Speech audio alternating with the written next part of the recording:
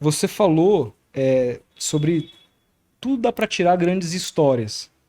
Esses dias teve o clássico São Paulo e Santos no Morumbi, que foi transmitido pela Casé. HBO Max. Casé, não? HBO Max. E São Paulo e Santos foi HBO Max. E teve uma história que eles botaram no intervalo, que foi de uma menina São Paulina, que me emocionei muito assistindo. Tava assistindo até com meu amigo que mora aqui comigo, o Ale, que é São Paulino. E ela contou uma história de que ela conheceu o marido nas arquibancadas do Morumbi. Primeiro eles se encontravam sempre porque eles iam todos os jogos, aí foi criando uma amizade, Uhum. foi rolando namoro, se casaram e todos os jogos eles iam no Morumbi.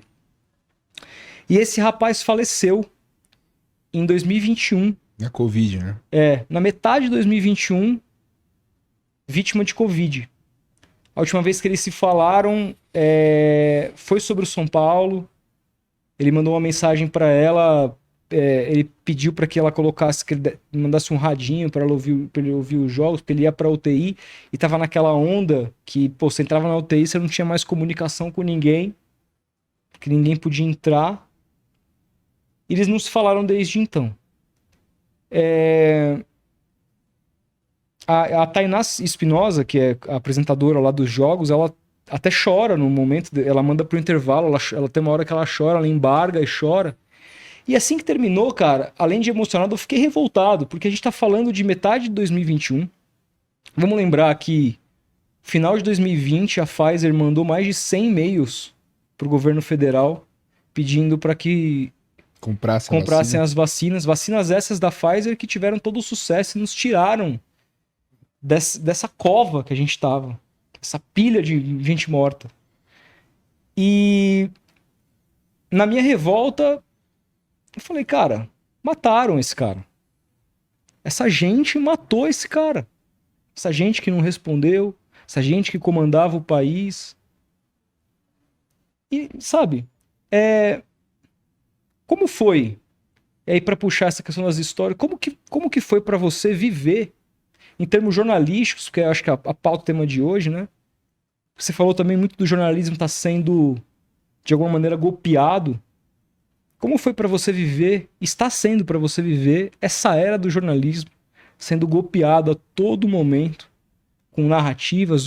Esse final de semana mesmo tinha gente que tá na porta da minha casa, eu moro aqui do lado da Paulista, Hum. estacionado de verde e amarelo, defendendo alguém que, enfim, a gente sabe muito bem. O que você tem a dizer sobre isso?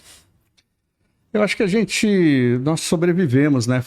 Eu acho que bem até antes, foram 6 anos, né? Depois acho que do impeachment e depois do que aconteceu, né?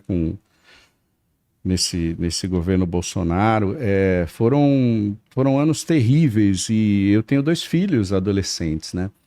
E eu e minha mulher, nós ficávamos ali e com os meus amigos também, a gente fica até hoje lembrando de como foi difícil não passar desesperança para eles, né? Que o nosso amargor, a nossa angústia não fosse algo que lhes tirasse a esperança do futuro. Mas de Difícil missão, hein? fato, difícil missão, mas importante, Importantíssimo. né? Eu jamais, acho que ninguém poderia esperar. Nós brasileiros não temos na nossa história experiências de guerra, né, extremas, tal. Então, eu acho que pode ter sido a experiência como nação coletiva mais difícil que a gente passou, o fato de termos aí enfrentado essa pandemia com um governo negacionista, né, e sem que houvesse um comando que nos fizesse, como nação, enfrentar algo coletivamente, né? Há um inimigo de fato cruel, que era um vírus, uma pandemia, e que nos unisse. Não, pelo contrário, né? Foi um direcionamento de governo que fraturou ainda mais, né, o país em relação a algo que é absolutamente básico, que é a saúde, que são as vacinas, que é a ciência. Bom, enfim, daí é quando a gente pensa, eu acho que o jornalismo foi importante, pelo menos o jornalismo tradicional, que mostrou e que ficou do lado da ciência, mas sempre enfrentando toda uma indústria muito poderosa de fake news e alguns veículos também da mídia tradicional que embarcaram nessa nessa história de uma narrativa negacionista. O jornalismo ele é um pilar da democracia, né? A democracia não sobrevive sem o jornalismo, ele é fundamental. Só que a pandemia ela veio e coincidiu com a derrocada da indústria tradicional de mídia, né, que viveu anos muito tranquilos quando havia um monopólio, quando a publicidade, uma página era de uma grande revista custava R$1 milhão e tal. Então foram muitos anos de um poder alimentado por uma estrutura de publicidade e de monopólio, de pouca concorrência, que construiu esses grandes impérios. E esses impérios começaram a ruir.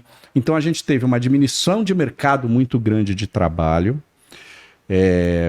Você teve, ao mesmo tempo, uma democratização que as pessoas começaram a ter voz. Isso é positivo, só que, ao mesmo tempo, criou-se todo esse ambiente em que nas grandes empresas, você tinha pelo menos uma diretriz de jornalismo para fazer. Pode ter uma linha editorial ou outra, mas você tinha ali pelo menos uma demanda e uma estrutura de ter informações com credibilidade. Elas poderiam, em um ou outro veículo, ser um pouco enviesadas de acordo com a linha dos seus acionistas, vamos dizer assim. Uhum. Mas havia pelo menos um mínimo de um padrão de apuração e de controle do que ia ao ar na TV, no rádio e no texto, né?